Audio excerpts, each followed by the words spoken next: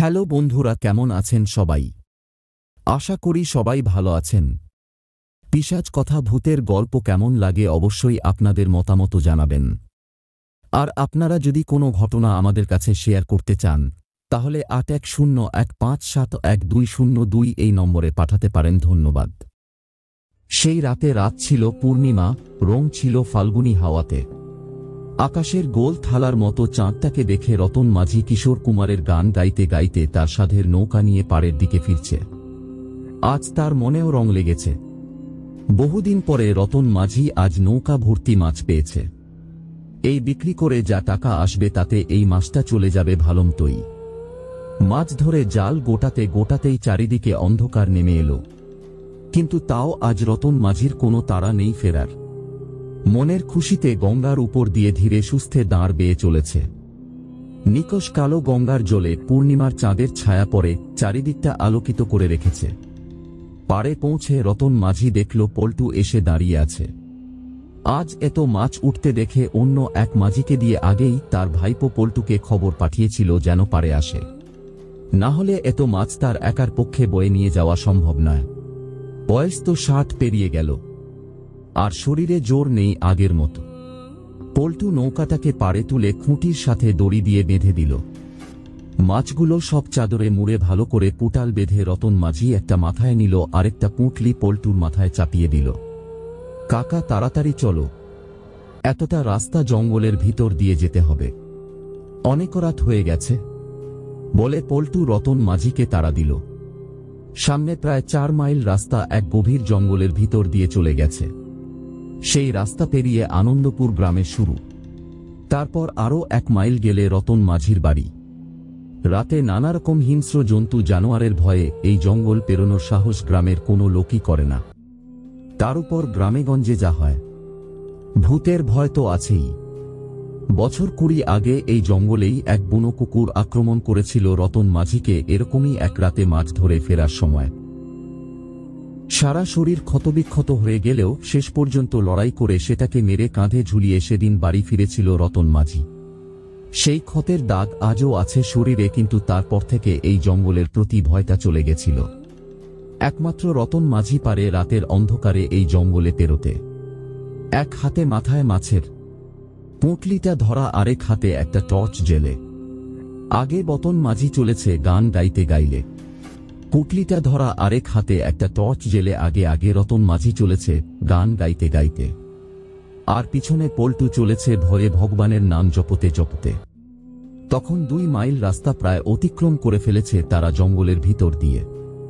হঠাৎ রতন মাঝি গান বন্ধ করে দাঁড়িয়ে গেল। কি হলো কাকা, আবার দাঁড়ালে কেন? পল্টু বেশ জোরেই বলে উঠল। সাথে সাথে রতন মাঝি মুখে আঙুল দিয়ে পল্টুকে চুপ করতে বলল। সেই রাত ছিল পূর্ণিমা, রং ছিল ফাল্গুনী হাওয়াতে। তারপর ফিসফিস করে বলল, কোনো শব্দ শুনতে পেলি? একটা পায়ের আওয়াজ। পল্টু ভয়ের গলায় বলল, কই না তো, কিছু শুনলাম না তো। মনে হচ্ছে কাছাকাছি কোনো জন্তু জানোয়ার আছে। আমি পাতার উপর দিয়ে চললে যেরকম আওয়াজ হয় সেরকম একটা খুব দ্রুত চলে যাওয়ার আওয়াজ পেলাম কিছুর।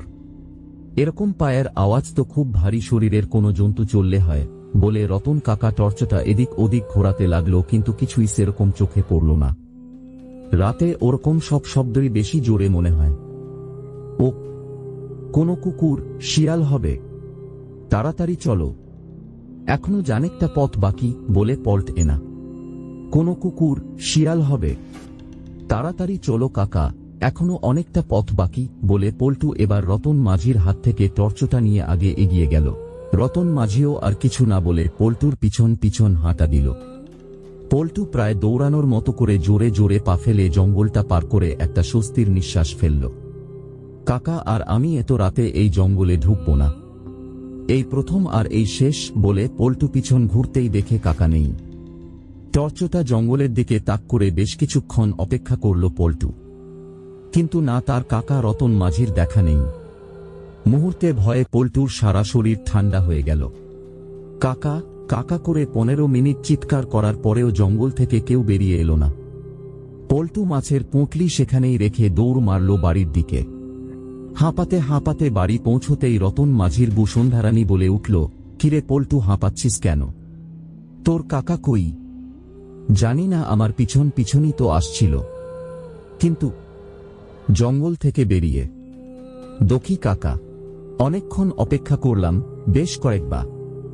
জানি না, আমার পিছন পিছনই তো আসছিল, কিন্তু জঙ্গল থেকে বেরিয়ে পিছন ফিরে দেখি কাকা নেই। অনেকক্ষণ অপেক্ষা করলাম, বেশ কয়েকবার কাকা কাকা বলে চিৎকারও করলাম, কিন্তু কাকাকে পেলাম না বলে পল্টু কাঁদতে শুরু করল। একই সর্বনেশে কথা, ওই জঙ্গল থেকে তোর কাকা বেরোয়নি। কে কোথায় আছো, শিগগিরই এসো বলে পল্টুর কাকিমা চিৎকার করতে লাগল।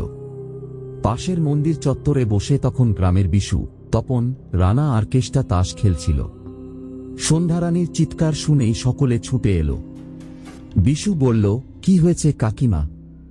আরে তোদের কাকা মাছ ধরে ওই জঙ্গল থেকে ফিরছিল, সাথে পল্টুও ছিল, কিন্তু এই হারামজাদা খেয়ালই করেনি যে তোদের কাকা পিছন পিছন আসছে না।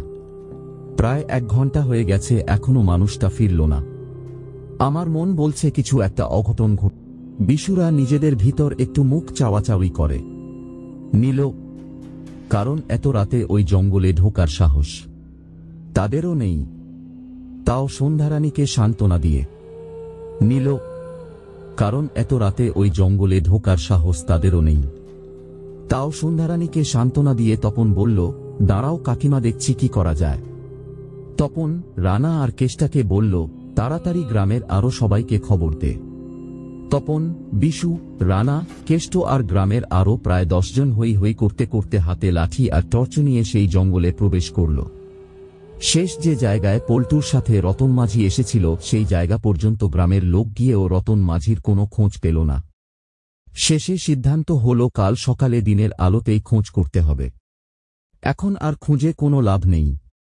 ফেরার সময় বিশুরা স্থানীয় থানায় একটা নিখোঁজ ডায়েরি করে এলো, কারণ এই থানায় একজন বড়বাবু, একজন মেজবাবু আর 2টি মাত্র লাঠিধারী কনস্টেবল রয়েছে। তারা এই রাতে কোনোমতেই ওই জঙ্গলে ঢুকবে না। বড়বাবু বলেই দিলেন কাল সকালের আগে কিছু করা যাবে না।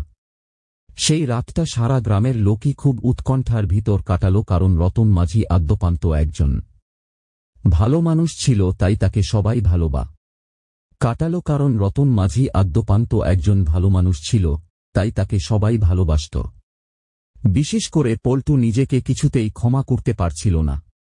বাবা মা মারা যাওয়ার পরে এই কাকাই তাকে আগলে রেখে বড় করেছে, আর আজ সে সাথে থাকা সত্ত্বেও কাকাকে হারিয়ে ফেলল। পরের দিন সকালে থানার বড়বাবুর সাথে 2 জন কনস্টেবল, বিশুরা আর গ্রামের প্রায় 30 জন লোক ঢুকল সেই জঙ্গলে। প্রায় 2 ঘন্টা খোঁজাখুঁজির পরে পল্টু হঠাৎ চেঁচিয়ে বলে, ওই যে কাকার মাছের পুঁটলি পড়ে আছে ঝোপের ধারে। সাথে সাথে সবাই সেই দিকের ঝোপঝাড়ের ভিতর গিয়ে খুঁজতে শুরু করল। মিনিট 5 পরেই প্রথমে একটা কাটা আঙুল নজরে আসে বিশুর। তারপরে আরও একটু সামনে এগোতেই সে এক ভয়ানক দৃশ্য। চারিদিকে চাপ চাপ রক্ত, মাটিতে এক বটগাছের নিচে একটা আধখাওয়া পা আর কিছু মাংসপিণ্ড দলা হয়ে পড়ে আছে, আর রতন মাঝির মুন্ডুটা আটকে আছে এক ঝোপের উপর। চোখ দুটো বিস্ফারিত হয়ে খুলে আছে, তাতে আতঙ্কের ছাপ স্পষ্ট, যেন মরার তা দেখে প্রচলন পেয়েছিল। বিস্ফারিত হয়ে খুলে আছে, তাতে আতঙ্কের ছাপ স্পষ্ট, যেন মরার আগে কোনো কিছু দেখে প্রচণ্ড ভয় পেয়েছিল। সেই দৃশ্য দেখে পল্টু সেখানেই মাথা ঘুরে পড়ে গেল। এরপরের পর্বগুলোতে অনেক চমক থাকবে, পড়তে থাকুন আর আমায় সমর্থন করুন।